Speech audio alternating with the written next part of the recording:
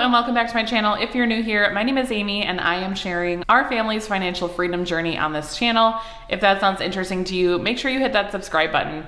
Today we're going to be going over our July budget, which is crazy because that means we're more than halfway through the year, and I feel like it was just January, but this summer has been flying by. I am sad about that though, because I love the extra time I get with my kids and it's such a fun time of year for us. We are outside more and I love this time of year. So it is bittersweet that we are doing a July budget because I feel like this summer is just already going by so fast. So let's go ahead and get started on our July budget.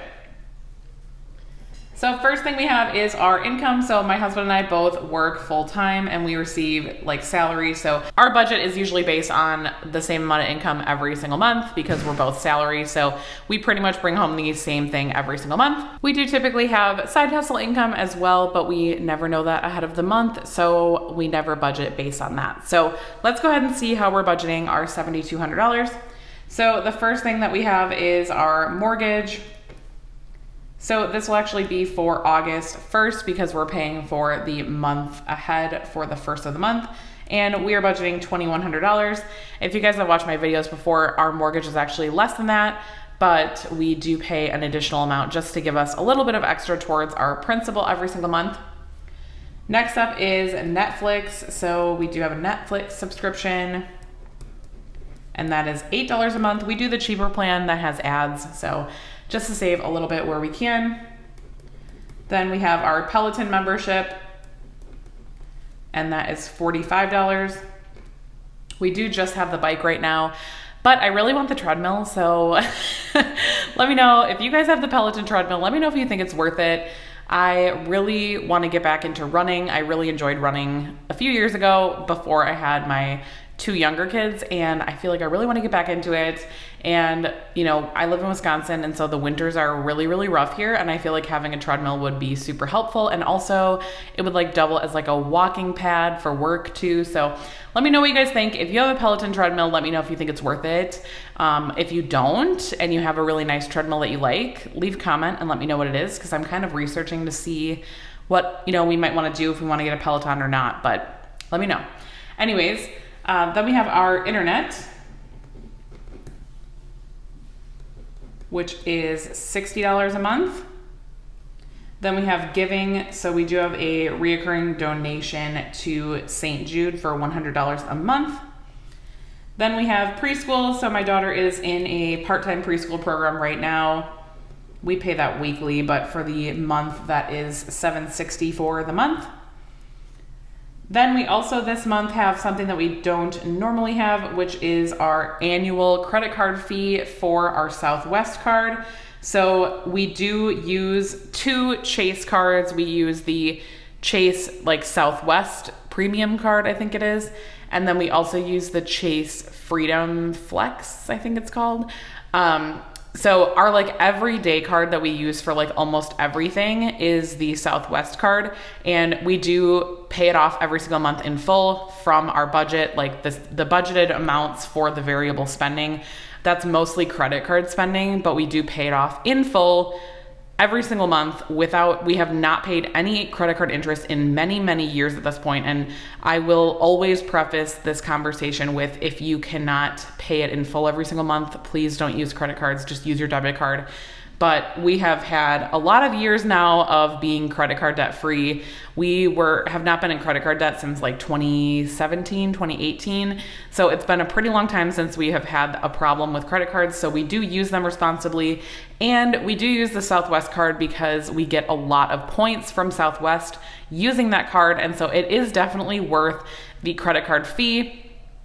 I am normally not a fan of credit cards that have fees, but I do feel like for the Southwest card, it is worth it.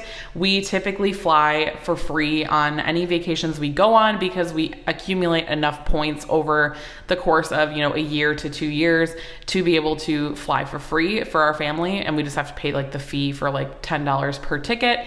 So it is definitely worth it for us, but you definitely have to weigh the options if it is worth it for you.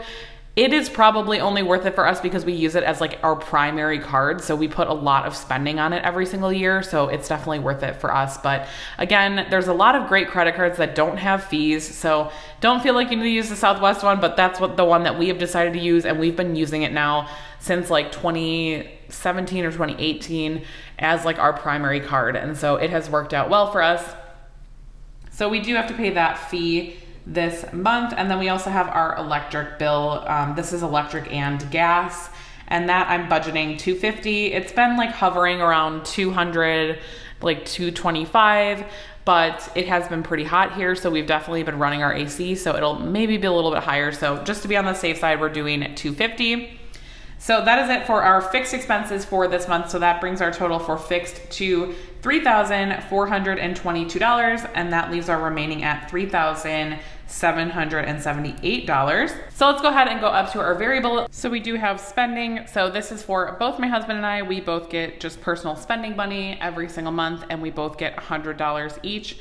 So that is actually, whoops, I started writing 100 because I was saying 100. So that is $200 for both of us. Then we have our gas. So this is our gas for our car. That's $175 for the month. Groceries. So we are doing $800 for the month. That's been working out okay for us, but it's definitely getting tight, okay? Like, especially over the summer. But I'm hoping we can make that work. If we need to increase it, we might have to for the month of August, especially because August, like, I feel like we're prepping for like school and stuff like that. So we might want to have some extra money in the budget for like snack foods and things like that, like fun summer, end of summer stuff. Then our fun and kids budget. So this budget definitely gets used a lot in the summer. This is just like our extra kids money that we have for like fun summer activities. So if they want to go to a movie or go to like a splash pad or anything like that, we just have extra money in our budget to be able to do that. Then miscellaneous for anything extra that we don't budget for. And dining out. Dining out is always a, struggle area for us because we do love to eat out and we are very busy. And so a lot of times we are eating out this summer. So we're going to budget $250 for that and hope that that's enough. I'm pretty sure we are over budget already in June. So not looking great for us, but it's okay. Total variable expenses, $1,725, and that leaves our remaining at $2,053. Let's go ahead and move down to our sinking funds. So we do have all of these sinking funds in the same account. So we do have one savings account that we use for all of our savings, including our emergency fund and all of these sinking funds. So we currently have car, home, Christmas, kids, and vacation. So for car, we actually do have our 6-month renewal coming out, I think at the end of July.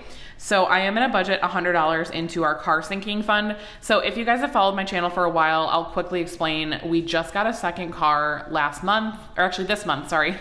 We're still in June. We just got a second car this month, and we actually did not spend all the money that we had saved up for that. So we do have a pretty big cushion in this car sinking fund right now, about like $5,000. So I'm not too worried about like adding to this a ton.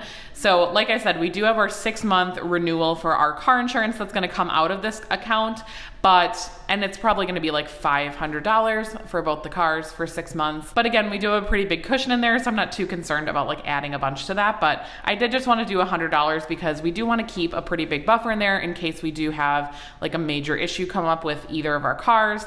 The car that we bought is a 2007 Honda Accord, so it's, it's not a brand new car, okay? She has seen some things.